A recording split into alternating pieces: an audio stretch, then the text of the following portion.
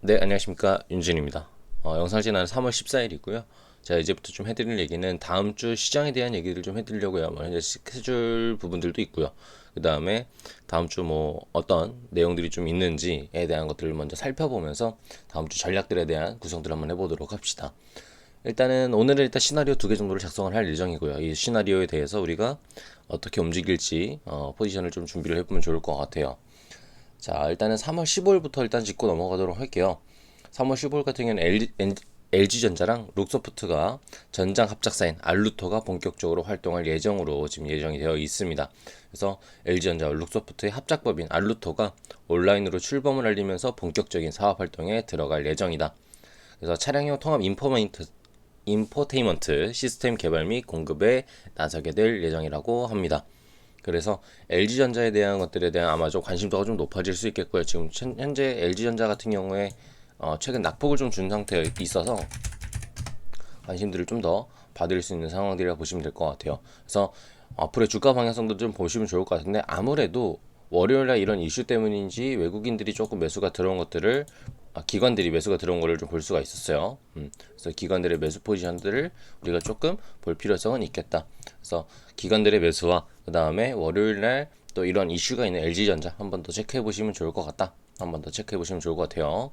그 다음에 제노코라는 종목이 공모 청약을 또 들어갑니다. 위성통신 부품 또 관련돼 있는 종목이고요. 15일, 16일 동안 이틀 동안 공모 청약을 진행하고 있고 27,000원에서 33,000원 지금 희망 공모가 잡혀 있습니다. 그다음 최근에 또 공모 청약이 되게 많아지고 관심들도 많아지다는 것 같아요. 다음 종목은 자이언트 스텝이라는 종목이고 AI 기반의 리얼타임 콘텐츠 솔루션 전문 업체라고 합니다. 되게 다양한 종목들이 상장을 하는 것 같아요. 15일부터 16일까지 이틀 동안 또 공모 청약을 진행을 합니다. 희망 공모가는 9,000원에서 11,000원입니다. 그 이외에는 뭐 특별한 이슈들은 많이 없는 것 같아요. 뭐 화요일 같은 경우도 네오 이뮨텍이 또 신규 상장할 예정이고 제약 바이오주의 하나라고 보시면 좋을 것 같습니다. 그다음에 뭐 슈퍼주니어가 또 10집 컴백할 예정이고 더 르네상스라는 앨범으로 정규 앨범으로 컴백한다라고 하네요. 한번 더 체크해 주시면 좋을 것 같아요. 그 다음에 수요일 같은 경우에는 뭐 특별한 얘기들은 없고요. 그 다음 목요일 같은 경우도 뭐 많은 얘기들은 없는데 뭐 종목 관련된 얘기가 조금 있어서 종목 관련된 얘기 한번 해드리면은 SK 바이오엔센스가 드디어 신규 상장을 할 예정이라고 잡혀 있습니다. 최근에 그 SK 바이오사이언스에 대한 관심도가 되게 높아져서 SK 바이오사이언스 청약하신 분들에 대한 얘기들을 많이 들어봤는데 언제 주식이 들어오냐 어떻게 봐야 되냐 일단은 목요일날 신규 상장 예정이기 때문에 목요일날 보시면 좋을 것 같아요. 그래서 확정 공모가 65,000원 최대 주주는 SK케미칼이라고 합니다. 그래서 이거 관련돼서도 한번 미리 머릿속에 넣어두시는 것도 좋을 것 같아요. 목요일은 큰 이슈 없었고 금요일 같은 경우는 현지 시간으로 미국 선물 옵션 만기일이 또 해당이 되어 있습니다. 그래서 시장들이 또 다시 한번 더 움직일 수 있다라는 거 참고하시면 좋을 것 같고요. 지금 일단은 전반적인 분위기들을 보게 되면은 뭐 지금 스케줄 같은 경우는 대부분 공모 청약 얘기들 좀 많이 해드렸어요. 그리고 종목이 찍어 나왔다 한다 종목이 찍어 나온 거는 뭐 LG전자나 아니면 SK 바이오사이언스 뭐 이 정도가 나왔는데 지금 뭐 종목들도 종목들이지만 일단 어쨌든 시장에 대한 그 준비들은 필요하다라고 생각을 해요. 지금 둘째 주는 우리나라가 이제 선물 옵션 만기일이었던 거였고 셋째 주는 미국이 또 선물 옵션 만기일이에요. 그러다 보면 미국에서 또 종목들이 또 흔들리고 시장들이 또 변동성이 확대가 되었을 때 아무래도 우리나라까지 타격을 입을 수 있다라는 거. 여기서 시장들이 변동성이 확대가 되었을 때 상방으로 많이 밀어주면 우리가 걱정 없겠죠. 왜? 우리한테 최소 호재는 못 되더라도 악재는 안 되니까요. 그쵸? 근데 시장이 한 번 더 낙폭을 주고 눌러주기 시작을 한다면 우리는 어쨌든 타격을 입을 수밖에 없다. 그래서 우리가 좀 준비를 해야 된다는 겁니다. 그래서 시장에 대한 상방 시나리오와 하방 시나리오를 본다라고 한다면 지금 우리나라 시장에서 코스피, 코스닥 둘 다 이틀 동안에 반등이 나왔어요. 제가 앞전 영상에서도 말씀드렸다시피 아직까지는 이건 반등이 아니라고 판단을 합니다.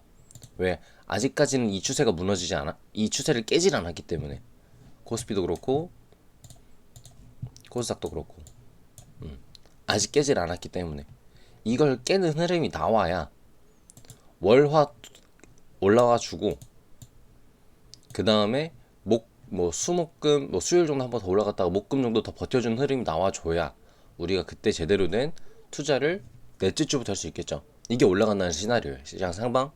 그 다음에 개인 투자자가 조금 더 안전하게 매매할 수 있는.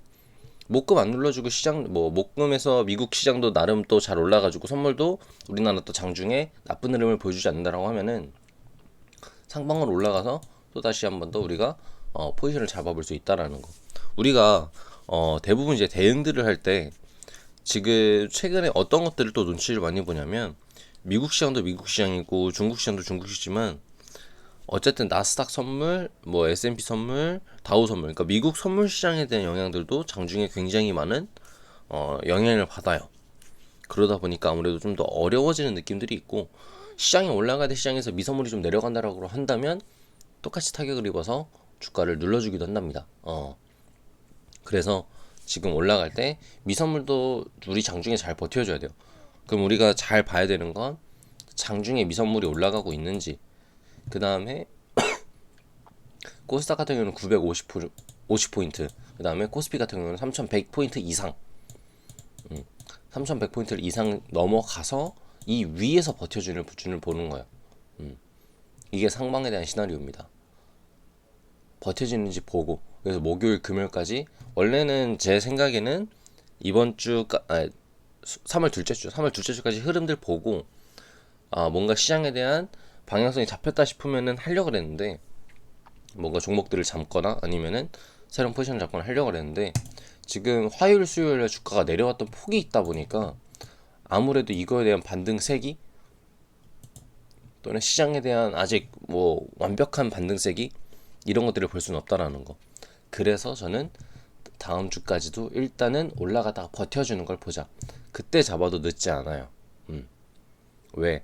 시장들이 올라왔어요. 3100, 3150 올라왔다. 그러면 시장이 낙폭을 주거나 시장이 안 좋은 상황이 아니면, 시장이 좋은 상황이라고 한다면 좋은 종목들은 버틸 거예요. 안 좋은 종목들은 내려갈 겁니다. 옥석 가리기를 한 뒤에 내가 미리 찍어놓은 종목들 중에서 잘 버티고 좋은 종목인 종목을 잡고 매수를 하면 돼요. 오히려 옥석 가리기가 좀 더 편해질 겁니다. 아시겠죠? 물론 제가 시장의 상방 이제 반응들이 나왔을 때 좋은 종목들은 어떤 종목들이 좋은 종목인지 따로 제가 또 분류를 해서 알려드릴 거니까 참고 정도로 해놓으시면 좋을 것 같고, 자 일단 어쨌든 그렇게 해서 상방의 가능성, 그 다음 하방의 가능성은 이번에 월요일 화요일 지지부진하다가 수목금 미증시 그 선물 옵션 만기에 똑같이 떨어지는 거예요. 그럼 이번에도 또 고점 갱신 못하고 똑같이 떨어지는 겁니다. 그러면 매수를 할 이유가 없겠죠. 다시 현금 들고 기다려야 돼요. 떨어질 때 이런 식으로 떨어지면 피로도는 우리가 제일 필요합니다. 개인 투자자가 제일 필요해요. 시장이 떨어질 때 이런 식으로 떨어져야 차라리 같은 폭을 떨어지더라도 어쨌든 같은 폭을 떨어진 거죠. 이렇게. 이거는 시간이 길었고, 그쵸? 얘네 시간이 짧잖아요. 그렇기 때문에 우리가 차라리 매매한다고 한다면, 저는 그래서 시장이 빠질 거면 차라리 빨리 빠져야 된다, 올라가면 빨리 올라가야 된다라고 생각하는 이유 중에 하나가, 주식 투자는 1년, 그리고 스캘퍼들이나 단타 단기로 또 수익이 크게 또 가져가시는 분들은 시간이 짧아야 돼요. 낙폭을 주는 세기가. 낙폭이 주는 세기는 크고 시간은 짧고, 같은 폭을 떨어질 거면 0.3%씩 10일 동안 3% 빠지는 게 아니라 그냥 차라리 1.5%짜리 두 번 빠지는 게 낫다는 거예요. 아시겠죠? 그래서 일단은 더 기다리고 더 지지부진하게 빠질지를 봐야 된다. 아직 시장이 확실한 느낌은 아니다. 이렇게 좀 설명을 드리고 싶습니다. 자, 그래서 일단은 시장에 대한 상방 시나리오와 하방 시나리오, 하방일 경우에 당연히 현금 지키는 거고, 올라왔을 때에는 3100포인트 이상을 또 지켜주는지 확인을 해봐야 된다라는 거. 여기서 변수로 3200포인트를 뚫고 올라간 흐름이 나올 수도 있어요, 코스피가. 그러면 3200을 뚫고 올라간다라고 했었을 때는 투자 들어가야 됩니다. 추세를 깬 거기 때문에 확실하게 깬 거고, 그 다음에 매매 썼을 때 그냥 차라리 손절단가 잡고 내가 대응하는 게 훨씬 더 나아요. 아시겠죠? 자, 그렇게 좀 설명을 드리면서 오늘의 영상 한 번 더 마감을 좀 해보도록 하겠습니다. 자, 오늘 영상은 여기서 마치도록 하겠고요. 다음에 도전 영상, 도전 내용, 도전 강의로 찾아뵙도록 할 테니까요. 구독하고 좋아요 알림 설정 한 번씩 해주시기 바랍니다. 감사합니다.